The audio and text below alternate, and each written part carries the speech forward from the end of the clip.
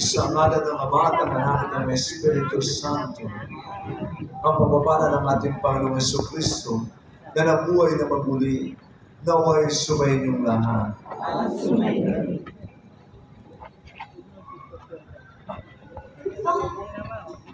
O Maria, sakdal dilag, uliran sa kabanalan, O Birheng tila rosas, huwaran ng kalinisan, O Inang, itinalaga ang buhay sa kasunuran, tahimik na tumalima sa Diyos Amang kalooban.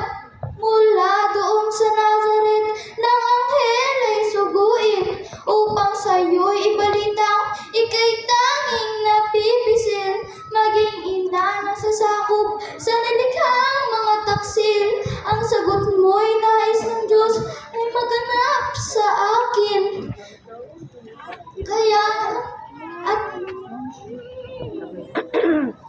Sige lang, be. Diretso mo yan.